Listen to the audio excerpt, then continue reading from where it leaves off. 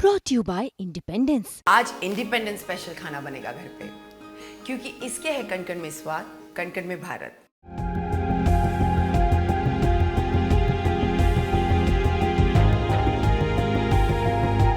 जिस जंग की आग में अमेरिका घी डाल रहा है, जिस जंग में हो रहे नुकसान का चीन जमकर फायदा उठा रहा है, उस जंग के खत्म होने का वक्त कब आएगा ये कोई नहीं जानता।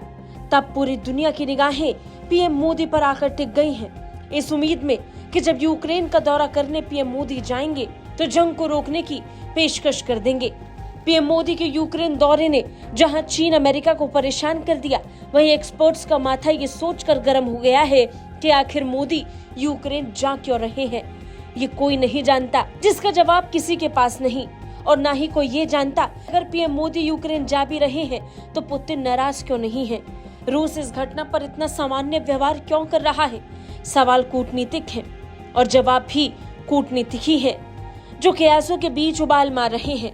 ब्लूमबर्ग की रिपोर्ट की माने तो ये मुलाकात जंग को शांत करने की एक कोशिश नहीं मानी जा सकती, लेकिन ये भी जाहिर है कि भारत इस जंग का समर्थक नहीं है।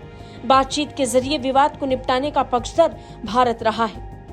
यूक्रेन स्काया प्रवादा नामक समाचार आउटलेट के मुताबिक सुरक्षा कारणों से मोदी कीव में केवल कुछ घंटे बिताएंगे, लेकिन उन कुछ घंटों पर दुनिया की नजर टिकी है।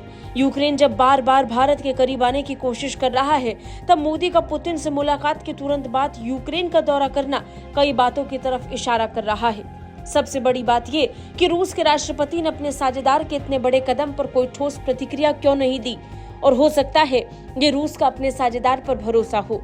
खबर तो ये भी है कि मोदी इस बैठक के जरिए जंग को रोकने का आह्वान करते हुए दोनों पक्षों के बीच मध्यस्थता से दूरी बनाएंगे। ब्लूमबर्ग की रिपोर्ट के मुताबिक यूक्रेनी नेता व्लादिमीर जेलेंस्की प्रधानमंत्री मोदी से काफी प्रभावित है। एक स्विस रिजॉर्ट में आयोजित जेलेंस्की की शांति सम्मेलन में भारत भी शामिल था। इसमें रूस को आमंत्रित नहीं किया गया था। हाँ, इतना भी है कि भारत ने इस सम्मेलन के अंतिम घोषणा पत्र पर हस्ताक्षर नहीं किए थे। रूसी राष्ट्रपति व्लादिमीर पुतिन के साथ कई घंटे तक चली बातचीत के दौरान भी मोदी ने तर्क दिया था कि यूक्रेन संघर्ष को युद्ध के मैदान में हल नहीं किया जा सकता। बाद में उन्होंने कहा कि उनकी बातचीत से बहुत दिलचस्प विचार और पूरी तरह से नया दृष्टिकोण सामने आया है। राष्ट्रपति पुतिन को सुनने के बाद पीएम मोदी ने उम्मीद जताई थी। पुतिन से मुलाकात के दौरान मोदी ने जंग का विरोध तो किया था, लेकिन तब भी मध्यस्थता नहीं की थी, और इस बार भी कुछ ऐसी ही उम्मीद है। उम्मीदों के बीच अब यूक्रेन का मोदी का दौरा कैसा रहेगा, ये तो मुलाकात के बाद ही पता चलेगा। ब्यूरो रिपोर्ट, भारत तक।